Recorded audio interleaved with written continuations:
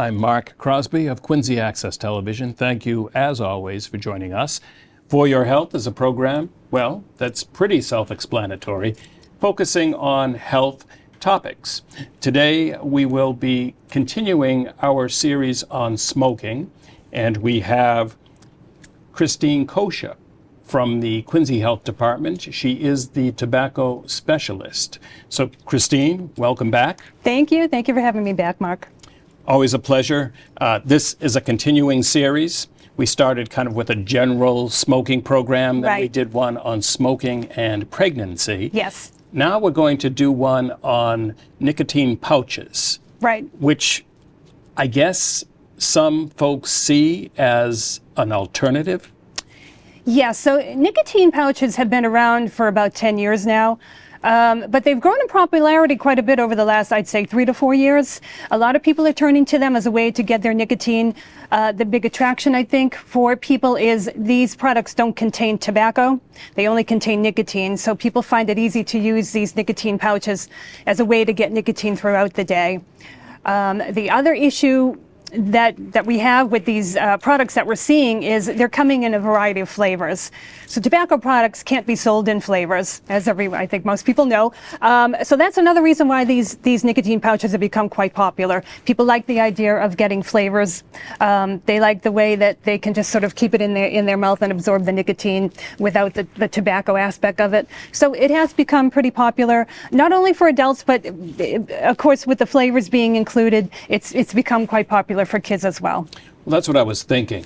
And I'm thinking colleges. And I'm thinking specifically of my son and how a lot of these pouches are being used by friends of his. Yes. And again, the attraction is the flavors. Right. It absolutely is. I think if you're dealing with kids that are around college age, they're very attractive because with nicotine being a stimulant, it helps to kind of keep you focused, keep you going, I guess. So a lot of kids like the idea of using these products just to kind of get that sort of buzz from the nicotine. Get that rise. Exactly. So it is something that we just see more and more of. I know when I'm out in some of the variety in the stores around the city, just doing inspection, things like that, I see a lot of empty nicotine pouch containers when I'm walking around, and they've just become a sort of a very popular thing. Almost like a trendy thing right now for a lot of, and again, it's the people, the college age kids, the younger people. Yeah, they really are looking at these as a way of kind of getting that nicotine throughout the day, and they're easy to use. Now, nicotine, of course, they contain nicotine. What other ingredients are in there? Or I guess it probably varies on it does. The brand? It does depend on the brand. We are starting to see that some of these nicotine pouches are containing small traces of cancer-causing chemicals. There are other things in there. We know that there are a number of, thousands and thousands of chemicals in cigarette products. Some are cancer-causing, some are not. But we are finding things in nicotine pouches today that you would find in cigarettes. Some things like formaldehyde and acetane, those things are found in cigarette products. We're finding small traces of those in some of these nicotine pouches. And again, there are just other things that we're kind of learning more and more about as we go along, but they wouldn't, I wouldn't exactly call them safe. They're not a safe alternative. We're learning, as I say, as they're doing more studies on these, and I think over the long term, we're going to find out more and more about just what's in these nicotine pouches. But the pouches themselves are, they contain either a nicotine powder or a nicotine salt. And they're just in these small little sort of pouch-like, pillowy, small little container type things. And they go between the cheek and the gum. And the nicotine is absorbed into the system that way.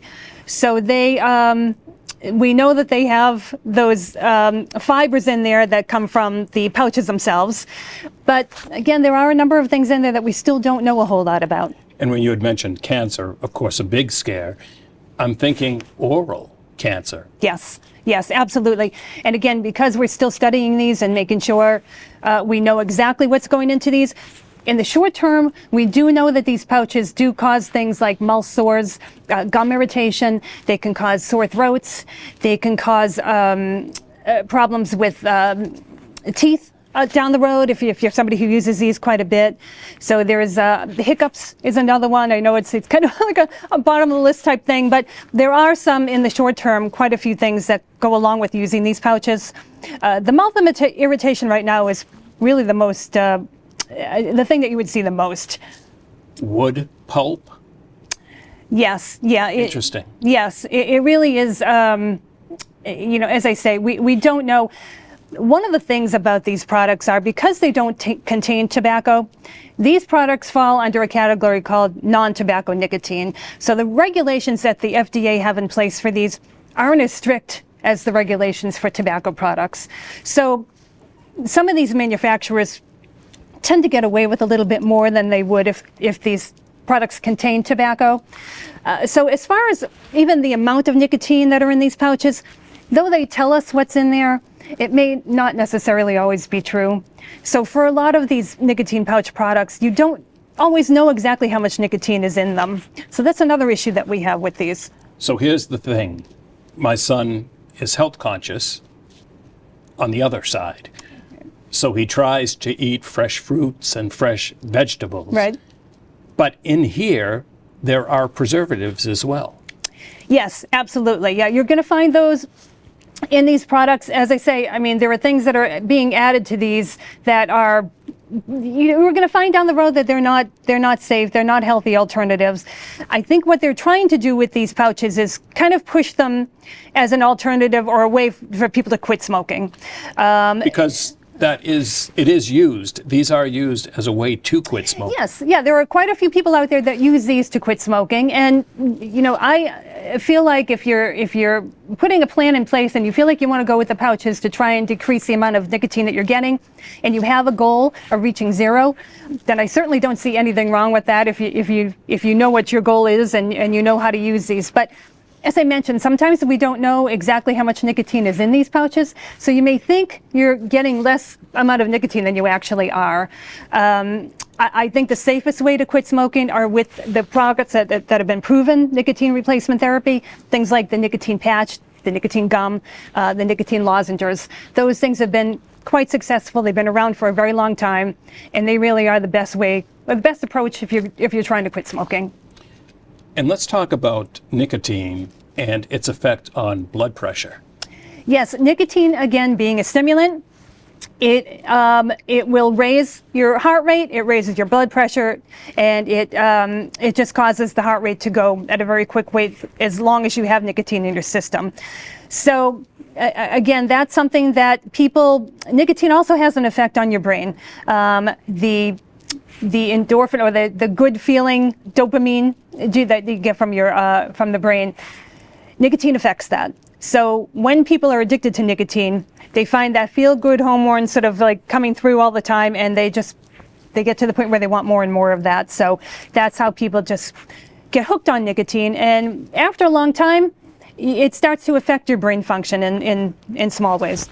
But there's another way. There are other ways to get that natural high as well that aren't dangerous. Sure, absolutely. Dopamine, I'm talking about. Yes, yeah, absolutely. I mean, there are a lot of things that you can do. Exercise you mentioned with your son. If more people would get involved with things like that, you find that dopamine is released, endorphins are released when you're exercising consistently, if you're doing something every day. So it's always important when you're thinking about quitting, instead of looking for another way to get nicotine, maybe looking at another way of changing your lifestyle and replacing a negative habit with a positive one. When I mentioned that pouches are used often to curtail smoking. Yes. You mentioned before the show that there are times that folks are doing both. Absolutely, yeah. We are finding in different studies that have been done, we're finding that people are not only using the nicotine pouches, but they're also continuing to smoke or vape. So there are some people out there that are doing both. Sometimes it's easy if you maybe run out of pouches, you don't have access to them. It's easy enough just to grab a vape or grab a cigarette from someone. But there are people who are certainly doing both. And when you do that, that's increasing the amount of nicotine that you're getting into your system. You have the nicotine from the pouch, and you have the nicotine you're getting from the tobacco products that you're using. I'm going to cite a 2022 study of 44 nicotine pouches. In those pouches, they found that 26 of the samples contained cancer-causing chemicals. Yes, exactly. And that's what I mean. We have a variety of different brands of nicotine pouch products that we're seeing now, some more popular than others. But again, we're finding the more that they're sort of focusing on these pouches and really trying to find out exactly what they're all about and what's involved with them, we are finding that there are traces of cancer-causing chemicals in there. And then that same study, 29 of the products did not clearly state how much nicotine they've included. Exactly. Again, with these products not being as strictly regulated as tobacco products are, there are a lot of ways for these manufacturers to get around actually disclosing how much nicotine is in each one of these products. So you really don't know. You may pick up a nicotine pouch product that you think has 8 milligrams of nicotine, that sort of thing, but it could have a little bit more than that in there. So again, it's difficult to decrease the amount of nicotine you're taking in when you're not sure exactly how much is in there. You had mentioned varieties of pouches, and on screen in just a moment, we will see some of those. Why don't we actually look at some of those in some kind of detail? Sure. There are about 8 or so that I have in front of me. Yes, so these are some of the more popular nicotine pouch products that are on the market right now. These are the ones that you would see in any of the variety stores. If you go in, you see these products here probably more often than others. Although there are several more than this, these are the more popular ones. Zyn, of course, being the most popular. It's the one that you would see most often. Zyn is manufactured by Philip Morris. So it, if you see on this Swedish match, is a subsidiary of Philip Morris International. So this is sold not just in the U.S., but all over. And so Zyn, as you can see, it comes in a container that contains either 3 or 6 milligrams of nicotine. And it comes in a variety of flavors. So again, you look at that, that's one of the first things that catches your eye. You see all of the flavors that it can come in. This is very attractive for younger people. So this is why they look to it, they try to get their hands on it.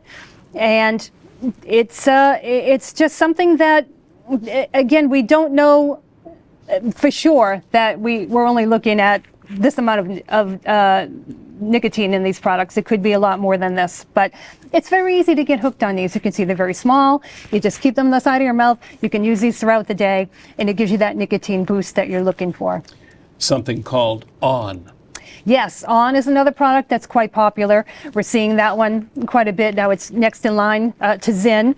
This one, as you can see, it comes in a few different other milligrams of nicotine, so you have a few other choices here. And again, quite a few varieties of flavors. So this is the thing that people are looking for. And this particular list here shows you exactly how many pouches you get per container, and whether or not there are some containers that give you the ability to dispose of your pouches when you're done with them. Some of them do, some of them don't. So some of these tell you that. But again, you know, this is something that's attractive to people because they're very easy and convenient to use. Rogue, Free, NICS. Yes, yes. Nin, Velo. Yes, these are all the products that you're most likely to see when you're out and you're looking at tobacco products in the stores. These are the ones that they usually carry, and you'll notice that the Free is the one that contains the highest amount of nicotine. So this one goes up to 12 milligrams. So you see, you can get anywhere, depending on which product that you're using, anywhere from 3 milligrams all the way up to 12. So they all vary. So it really depends on what a person is looking for. Again, I think sometimes what happens is when people get used to using these pouches, they might look to another pouch that has more nicotine in it instead of less. So you're kind of keeping yourself stuck on these. And with, you know, the combination of being able to increase the amount of nicotine you're getting and also not knowing exactly how much nicotine is in these products, it kind of keeps people using them. So I guess my next question is, with that said, maybe a person is using a pouch once a day. Maybe they're using it twice a day, Right. maybe 3 times a day. Right. So they are playing a part as to how much nicotine they are getting depending on how many times they're using that product in a given day. Exactly right.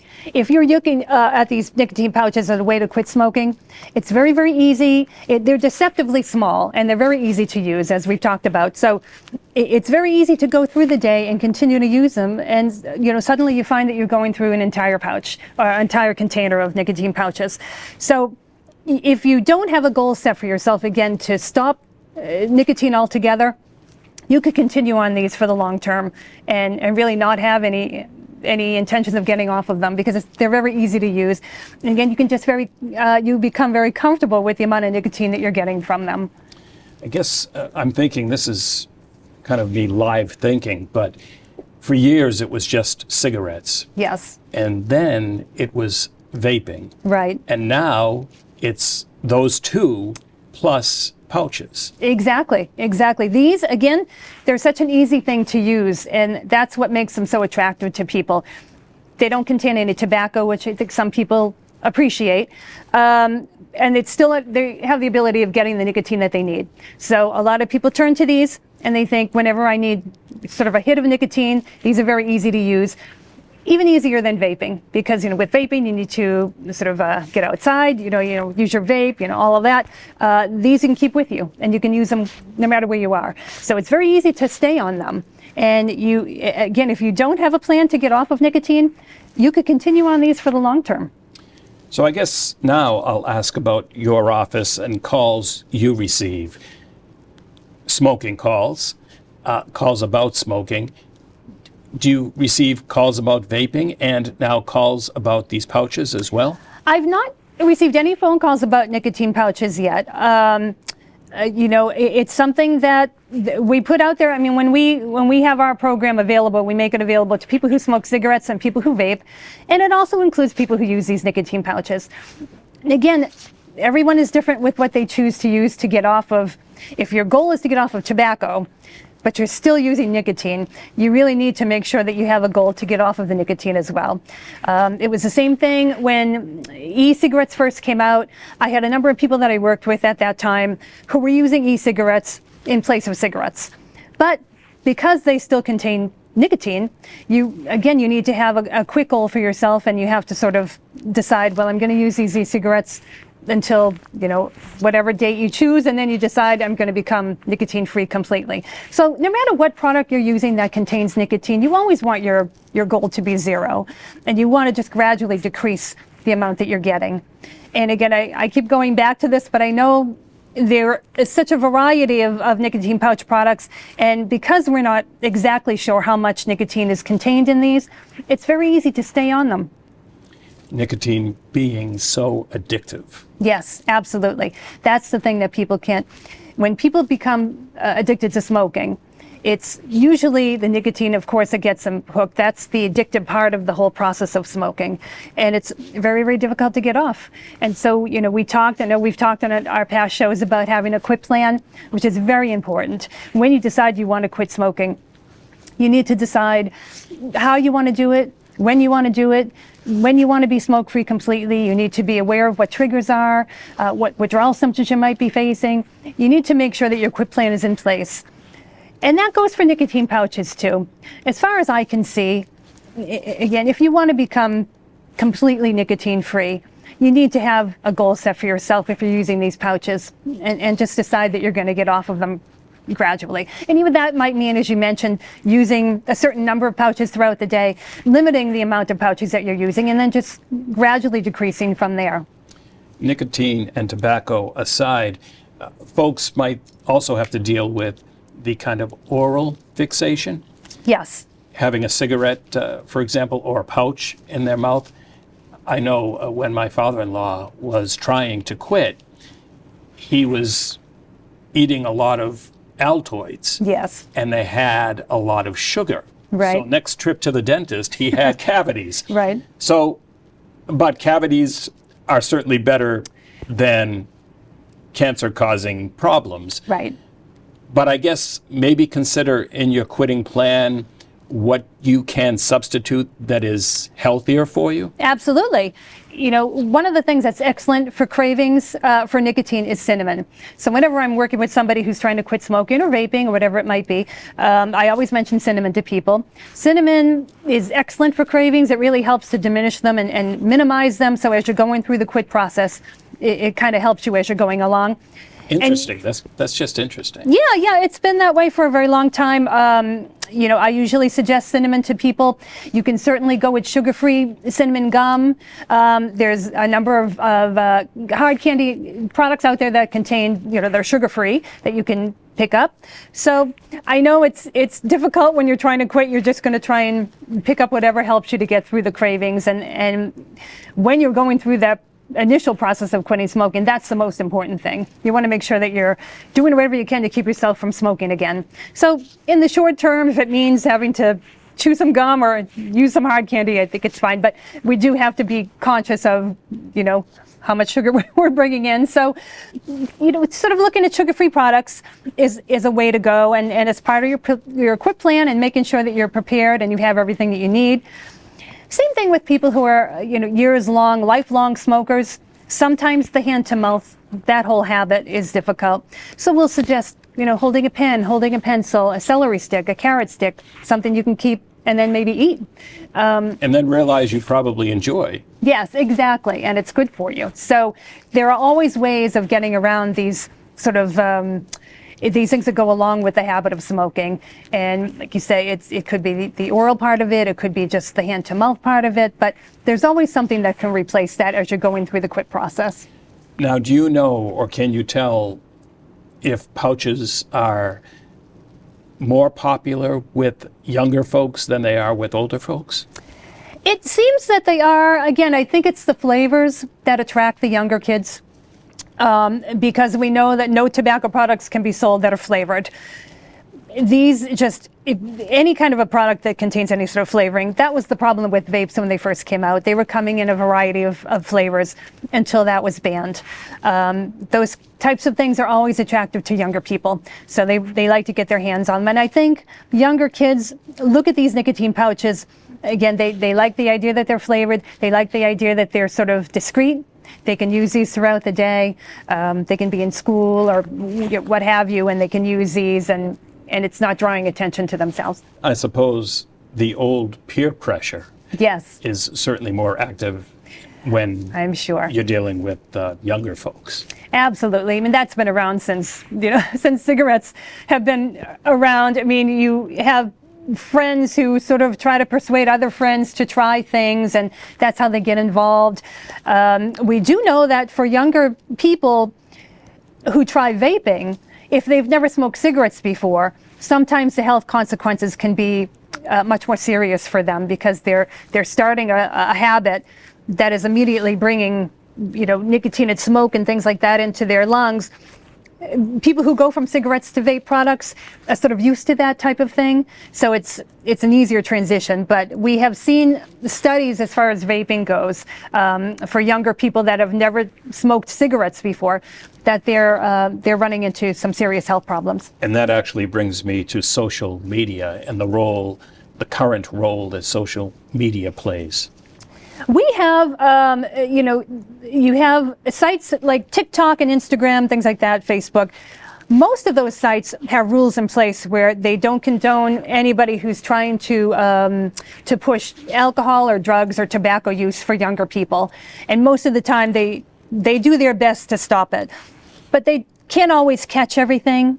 So we do we have seen these people that call themselves Zinfluencers. They, go in with the Zyn nicotine pouch product. Part of influencers, which is kind of the broader image, the broader tag. Exactly. So they go on to a lot of these social media sites and they try and push these nicotine pouch products and they make them look more attractive to younger people and to kids. So this is a problem that we're seeing. And again, a lot of these social media sites do their best to try and control it, but it's not possible to catch everything all the time. So that's something that we've seen coming up with these nicotine pouch products. And lastly, I would just, caution folks with the internet. Folks can type in anything and find out information about that thing, about that item. But be careful where you're getting your research from. Exactly. You really want to make sure that you're getting any information that you have from a viable source. As we know, you can pick up any information on anything when you go online. It's very easy to Google something, and when you see information come up, a lot of times people take it as, as fact, and they look at something and they figure if it's on the internet, it must be true, that sort of thing. Which then could help them justify what they're doing. Exactly right. So you really want to make sure when you're looking into these products, you want to make sure that you're researching them. You want to go to a reputable site, a site that maybe sells these products or has a familiarity with these products, so that you can get as much information as you can. Very good, Christine. We are at the top of the hour. Fantastic show, as always. Thank you for coming in and sharing. Thank you, Mark. Thank you for having me.